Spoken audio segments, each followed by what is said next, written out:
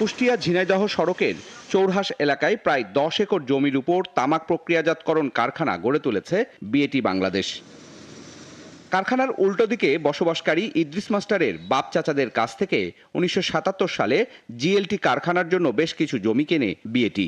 কিন্তু পরিবারটি বলছে হিসাবের মারপ্যাচে বিকৃত জমির বাইরেও 7.5% জমি অবিকৃত থেকে যায়। জমির দলিল রেকর্ডপত্র সহ সবকিছু নিয়ে জমি ফেরত চাইলে বিনা যুদ্ধে নাহি দেব সূচাগ্র মেদিনীর মতো বিএটির কর্মকর্তারা মামলা করে জমির মালিকানা ফিরে পেতে আদালতে যাওয়ার নির্দেশ দেয় ভুক্তভোগী পরিবারকে।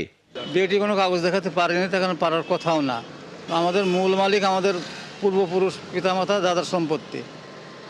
এই সম্পত্তিটা যখন বিক্রি হয় তখন ভুলবশত রাস্তার সাইডে 10 শতক একর মনে করে গভর্নমেন্ট রিকুইজিশন করেছে মনে করে বিক্রির থেকে বাদ পড়ে যায়। জমিও তারা টাকা দেয় না, জমি রেজিস্ট্রিও করে নেয় না।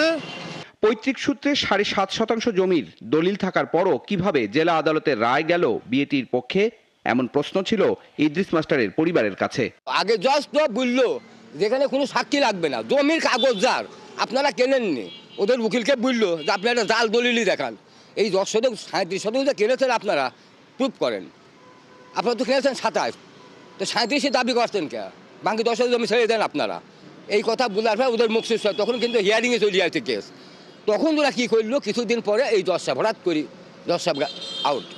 নতুন জজ সাহেব আসলে আসি উনি আবার তদন্ত করে আমাদেরকে বলছে আপনারা পাবলিক সাক্ষী দিতে ব্যর্থ হয়েছেন।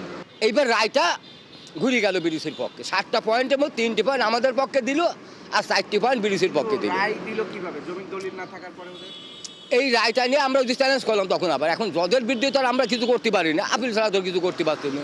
রায় হইলো ওই দিন দেখছি অনেক গাড়ি চেচুয়ার থেকে আসছে, মানে অফিসাররা সব ওই চেচুয়ায় বসছিল, বসে ওখানে মিটিং করে আসে ওই রায় করেছে। শেষ জীবনে এসেও শ্রমের ন্যায্য পাওনাটুকু পেতে রায় পেয়েও আদালতে ঘুরছেন 2008 সালে ছাঁটাইকৃত 2 শতাধিক শ্রমিক। তাদের মতোই বিএটির বড় বড় উকিল মোক্তারদের বিরুদ্ধে পারিবারিক সম্পত্তি ফিরে পেতেও আদালতে লড়ছে ইদ্রিস মাস্টারের পরিবার। শ্রমিক সহ ভুক্তভোগী পরিবারদের আইনি সহায়তা দেওয়ার কথা জানায় Bangladesh garments and industrial workers federation. Bat তাদের লয়ারের পেছনে যেই টাকাটা খরচ করতেছে, সত্যিকার অর্থে ওই টাকা দিয়ে এই শ্রমিকদের পাওনা দিয়ে অনেক আগে বুঝিয়ে দেওয়া যেত এবং তাদেরকে এত ভালনারেবল না করলেও চলতো। আমাদের যে লিগ্যাল টিম আছে বা আমরা অন্যান্য যে সংগঠনগুলো আছে যারা আইনি সহায়তা দিয়ে থাকে, বিশেষ করে হাইকোর্টে, আপনি জানেন যে হাইকোর্টের মামলার খরচ অনেক বেশি, তো আমরা চেষ্টা করছি এরকম একটা টিমের সঙ্গে কাজ করতে যেখানে এই শ্রমিকদেরকে সহায়তা করা যায়। এসব বিষয়ে বিএটির নিয়োজিত জনসংযোগ ফার্মের মাধ্যমে যোগাযোগ করেও বক্তব্য পাওয়া যায়নি বহুজাতিক সিগারেট কোম্পানি বিএটির। সুশান্ত সিনহা,